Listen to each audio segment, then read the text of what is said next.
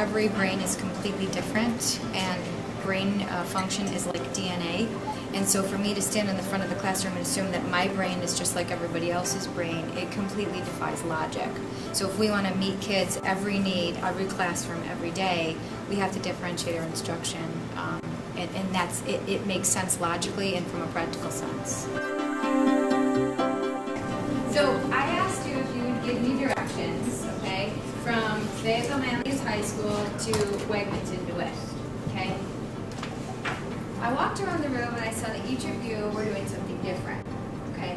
What happens is when you read your curriculum and you read your content, okay, your brain kicks into gear and it does something, okay?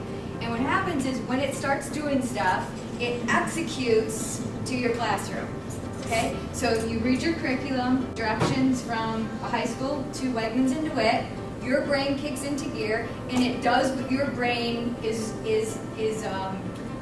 enabled to do, okay? So Kay, I'm going to ask that Kay's just going to sit here, okay? And we're going to call her Mrs. Peters, okay? And Mrs. Peters is going to be representative of all the teachers in America. Okay, so every time I say Mrs. Peters, I'm referring to all the teachers. Okay, so I'm her student, okay, I'm going to be Jen, her student, and she's my teacher, and her curriculum indicates that she needs to, her objective is students will understand directions, students will understand and write directions, something along those lines, okay? So she reads her curriculum, she knows what she needs to do, and she kicks into gear, and this is how she executes her curriculum, based on what's going on in her brain. She did not do anything wrong. She did exactly what she was supposed to do, and she executed her curriculum. So I'm Jen, and I'm her learner, okay? And I'm going to be representative of all the learners in America, okay? And I'm going to tell you a true story that happened to me, how I figured this out. So Mrs. Peters is my teacher, and she says, okay, Jen, you know, this is how you get there, and she starts showing me the map, and she's pointing to things, and I'm looking at the map, and I'm not quite understanding the map. So I say, you know, could you explain it a little better to me?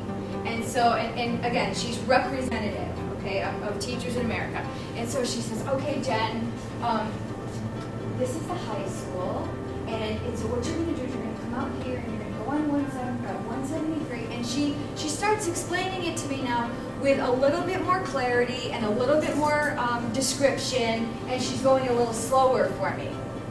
And I'm still looking at it, and I'm still not quite understanding it. And so by the 5th or 6th time, all of a sudden Mrs. Peters is pointing a little louder, or pointing a little harder, and she's talking a little louder, okay? But the reality is that as her learner, I need words only, okay? I personally, I don't have any spatial intelligence. I will not understand this map, okay? I can understand directions and I can understand maps, but you have to give them to me in words. Okay? So Mrs. Peters, in all of her kindness, and she really wants me to understand, she continues to use this to explain directions to me. This is hidden in an educational arena. Okay? I don't even know sometimes that I need words. Okay? But the reality is that if Mrs. Peters continues to give me directions in this fashion, I'm going to hold about a 10% retention rate. I'm not going to know it. I'm not going to understand it. It's not going to be something that I retain. Okay? And when I have to take this information and regurgitate it on a test, I won't be able to do it. But if Mrs. Peters differentiates her instruction and gives me words, all of a sudden the world changes for me. In the classroom that I teach kids that are in high school, but they have second grade to college level reading skills. And I'm responsible for teaching them 5 subject areas. And one of the things that I found was that, you know, with all different levels of readiness and all different learning styles, I had to come up with a way to convey information in an adequate way where kids are going to be proficient. And it wasn't going to be just me teaching in a traditional way. So I found this differentiated instruction model. I started studying it. And one of the things I found over the course of time was that it was working. And last year, my pass rate was 86%, our state average is 55%. And it's not because I'm a fantastic conveyor of information, it's because I'm learning to differentiate my instruction to meet the needs of every learner. When we're executing content, there's a multitude of, no pun intended, sins that we create here as educators that we don't even realize, okay? And so when you offer your students options as far as taking the information in, it will save them. So the information goes in a more compatible way, okay? So if you never differentiate your content, okay, you can save them a couple ways. The first way is to offer them options for note-taking, okay, and never stifle them. So it's never going to be, okay, take out your notebooks. It's going to be, you can take out your notebook, you can take out your whiteboard, you can use the computer, whatever you need to do to take notes. I just need to see that there's proficiency. Okay? So that would be differentiated note-taking. I'm giving them multiple ways to take the information in. Kids will pick, just like you are right now, kids will pick what is most compatible for their brain. The number one reason, okay, research says that the number one reason why kids are not motivated is because they do not have any autonomy in their own learning. They can't own information. So if I'm spewing content and I'm handing them ditto, they're not owning it. You want them to own it.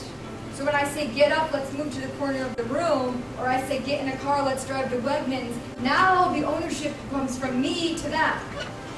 And what happens is when it comes to the assessment, their retention is so great because they own it. The main power, if you ask me, is the piece where kids are running information through their own filters in a personal way, in a way that's activity-based, and it's according to their learning profile.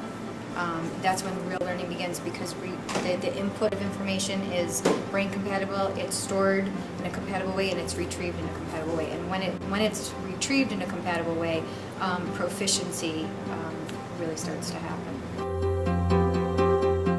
One of the things that I would particularly look forward to are the kinds and types of conversations I'll have with my colleagues. I have the pleasure of working with many, many professionals who are dedicated to bringing out the best in their students. And I think that this model gives teachers yet another tool to use to bring out the best in their students. What I've learned for myself is that I have a learning style. I have a learning profile. That's who I am. And I tend to teach out of that style. But what if I have students who don't learn from that style because that's not their style? How do I re-engage them in this process? By reformulating and filtering and reframing the content so that they engage in it in their process, and then the final product. Can I assess them? Do they own that? I thought I'd been differentiating my instruction throughout the years I've been teaching, to find out that a lot of the things that I was doing wasn't differentiated instruction. They might have been good teaching strategies, but they weren't differentiated instruction. And just after going through the training 2 weeks ago, I've noticed a lot of different things in the classroom now that I never used to notice. And I'm starting to pay attention to these things. And you know, the goal of an educator is to reach as many students as we can in the classroom. And I'm paying a lot more attention to that now, and I'm knowing what to look for. I'm starting to see the way that kids react to different things, and I'm actually paying attention to that now. I used to give a variety of things, and now that I know what to look for in a student and see their reaction, it's definitely changed my teaching even in the last 2 weeks. I'm looking forward to trying a lot of new things in the future. I have a better understanding of where my students are coming from, and the students that maybe frustrated me, or I didn't understand why they were having trouble understanding the content when I thought I was presenting it so clearly. Now I understand that even though I think I'm presenting it clearly, I'm presenting it in a way that makes sense to my brain, and I might need to change it so that it makes sense to their brain. And I've noticed that I look at my students differently, I look at my husband differently, and people I interact with, I'm thinking about what are their brains doing and how do they need this information. Kids are running information through their own filters filters in a personal way, in a way that's activity-based, and it's according to their learning profile. That's when real learning begins, because the input of information is brain compatible, it's stored in a compatible way, and it's retrieved in a compatible way. And when it's retrieved in a compatible way, proficiency really starts to happen. I have stopped becoming a keeper and a dispenser of information or knowledge, and I've started to create more learning opportunities for my students where they're owning information, and this model has really helped me to do that.